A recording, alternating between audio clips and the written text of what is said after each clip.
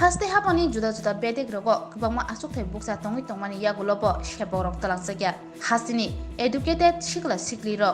samungni bagai yang uyang himgrugui tongo samungnai tugai father haserogo thangibo thirok phayo hasini siklaro obhai kok silamorono tubuwei samungni samnung tisawei lamao ongkhorka DYFI ni adongro aboni logi kefek marinyo kebengui bo khorang tisasaka boroni kokshil chamung jodo haste ginangani tabok kefek maniyo lomja amobai hasteni sikla hoda common bkhak thangi tongkha amorongno toino kokti salo agotula drop gate amchayo DYFI ni luaji mumbai rally tei kuthmung panda songsajaka osalni rally no toidulkha haste kasko polash bomikte adong nobalande lukurongni nangmani sanmorono toyi DYFI ni bkhakte jobani khorang besang salobo tisajana hini shaka আজকে ডুকলি বিভাগে যে যুব মিছিল অনুষ্ঠিত হচ্ছে এই মিছিলে যারা অংশগ্রহণ করেছেন আপনাদেরকে অভিনন্দন জানাচ্ছি শুভেচ্ছা এবং লাল সালাম জ্ঞাপন করছি আগস্ট এবং সেপ্টেম্বর এই 2 মাস ব্যাপী ডিওয়াইএফআই এবং টিওয়াইএফ রাজ্য জুড়ে আমরা আন্দোলন কর্মসূচি গ্রহণ করেছি কেন এই আন্দোলন কর্মসূচি এই আন্দোলন কর্মসূচি হচ্ছে আমাদের রাজ্যের যুবদের কাজের দাবিতে এবং যেভাবে আজকে আমাদের রাজ্যের যুব সমাজ নেশার কবলে পড়ে নিজের জীবনকে ধ্বংস করে দিচ্ছেন তার বিরুদ্ধে অবিলম্বে রাজ্য সরকার যেন নেশার বিরুদ্ধে কঠোর পদক্ষেপ গ্রহণ করেন এই দাবিতে এবং রাজ্যের স্কুলগুলোতে এই মুহূর্তে যে সংকট তৈরি হয়েছে শিক্ষকের সংকট এই সংকট নিরসনে এই দাবিগুলো নিয়ে আমরা আন্দোলনের কর্মসূচি গ্রহণ করেছি বন্ধুগণ আপনারা জানেন 2018 সালে বিধানসভা নির্বাচনের মধ্য দিয়ে বামফ্রন্ট সরকারের পরিবর্তনের পর রাজ্যের মানুষ বিশেষ করে যুব সমাজ তারা মনে করেছিলেন যদি ডাবল ইঞ্জিনের সরকার তৈরি হয় তাহলে বেকার ছেলে মেয়েদের কর্মসংস্থানের ব্যবস্থা হবে স্কুলগুলোতে শিক্ষকের যে সংকট এই সংকট দূর হয়ে যাবে এবং আমাদের রাজ্যের সর্বস্তরের মানুষের যে সমস্যা এই সমস্যা সবকিছু মিটে যাবে কিন্তু আমরা গত 5.5 বছর এবং 6 বছর ধরে লক্ষ্য করছি এই ডাবল ইঞ্জিনের সরকার তৈরি হওয়ার পরেও আমাদের রাজ্যের বেকার ছেলে মেয়েদের কর্মসংস্থানের যে সমস্যা এই সমস্যা দূর করবার জন্য রাজ্যের বিজেপি সরকারের যে উদ্যোগ নেওয়ার কথা ছিল সেই উদ্যোগ আমাদের চোখে পড়ছে না এই মুহূর্তে আমাদের রাজ্যে বিভিন্ন সরকারি দপ্তরগুলোতে হাজার হাজার শূন্য পদ খালি পড়ে আছে এই শূন্য পদগুলোতে লোক নিয়োগ করবার জন্য সরকারের কোনো ধরনের উদ্যোগ নেই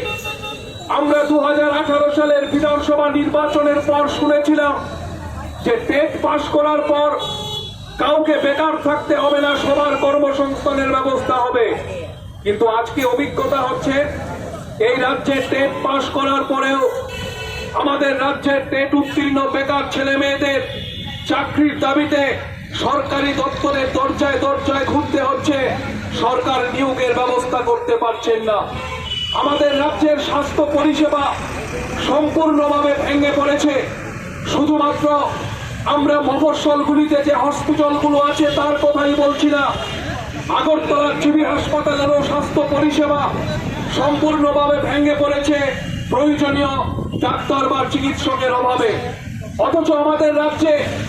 এমবিবিএস পাস করার পরেও বেকার ছেলে এমবিবিএস পাস করার পরেও যারা পাস করেছেন তাদের সরকারিভাবে নিয়োগের ব্যবস্থা করা হচ্ছে না এএনএম জিএনএম পাস করার পরেও তাদেরকে নার্সিং এর চাকরির ব্যবস্থা করা হচ্ছে না আমরা জানি যে এই মুহূর্তে স্কুলগুলোতে শিক্ষকের একটা মারাত্মক সংকট তৈরি হয়েছে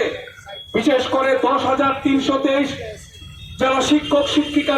ছিলেন চাকরি করতেন তাদের কর্মচ্যুতির ফলে স্কুলগুলিতে একটা শিক্ষকের সংকট তৈরি হয়েছে কিন্তু এই শিক্ষকের সংকট নিরসন করবার জন্য সরকারের কোনো ধরনের ভূমিকা নেই উদ্যোগ নেই তার পাশাপাশি আমরা যেটা গভীর উদ্বেগের সঙ্গে লক্ষ্য করছি আমাদের রাজ্যের বেকার ছেলে মেয়েদের ভবিষ্যৎ আজকে নেশার কবলে পড়ে তাদের ভবিষ্যৎ ক্রমশ অন্ধকারের দিকে ধাবিত হচ্ছে। 18 সালের বিধানসভা নির্বাচনের পর তৎকালীন সময়ের মুখ্যমন্ত্রী ঘোষণা করেছিলেন যে নেশা মুক্ত ত্রিপুরা তৈরি করা হবে। আর আজকে যিনি আমাদের রাজ্যের মুখ্যমন্ত্রী, তিনি আজ থেকে কয়েক মাস আগে গৌহাটিতে গিয়ে মিটিং করে উদ্বেগ প্রকাশ করে বলছেন আমাদের এই ছোট্ট রাজ্য ত্রিপুরা এটা নাকি নেশার করিডোর হয়েছে। সমস্ত মহকুমাগুলোতে এমনকি আগরতলা শহরে নেশার রমরমা চলছে। আরক্ষা প্রশাসনের যে কঠোর ভূমিকা গ্রহণ করার দরকার ছিল সেই ভূমিকা না নেওয়ার ফলে নেশায় আকৃষ্ট হয়ে আজকে যুব সমাজ ধ্বংসের দিকে ধাবিত হচ্ছে। ফলে এইরকম একটি জটিল পরিস্থিতির মধ্যে দাঁড়িয়ে ডিওয়াইএফআই এবং টিওয়াইএফ আমরা সিদ্ধান্ত নিয়েছি গোটা রাজ্য জুড়ে আমাদের এই রাজ্যের যুবদের সংগঠিত করে, সমস্ত অংশের মানুষকে সংগঠিত করে যুব জীবনের এই জরুরি দাবি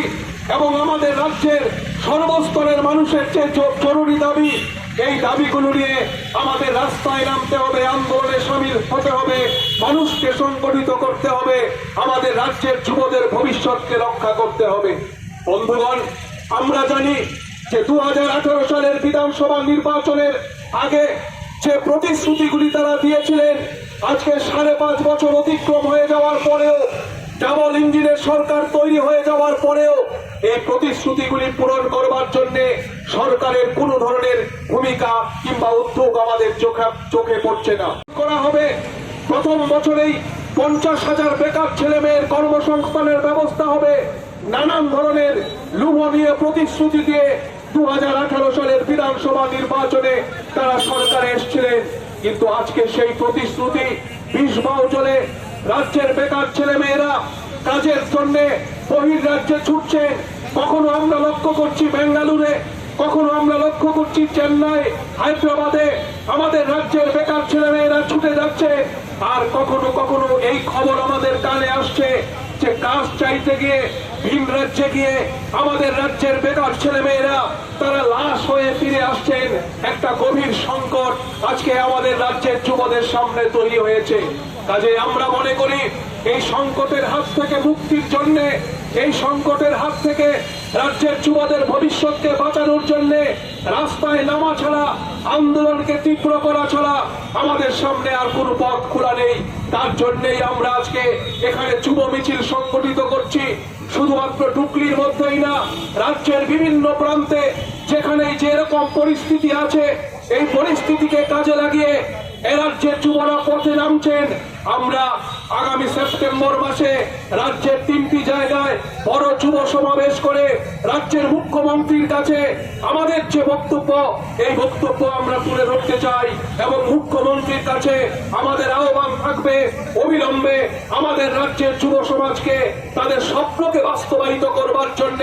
নির্বাচনের আগে দেওয়া তাদের যে প্রতিশ্রুতি, এই প্রতিশ্রুতিগুলি যেন তারা পূরণ করেন, এই দাবি নিয়েই আমরা আজকে এখানে মিছিল সংগঠিত করছি। এবং এই দাবিতে আগামী দিনে সর্বস্তরের মানুষ আমাদের সমর্থনে এগিয়ে আসবেন এই আশা এবং আহ্বান জানিয়ে আমার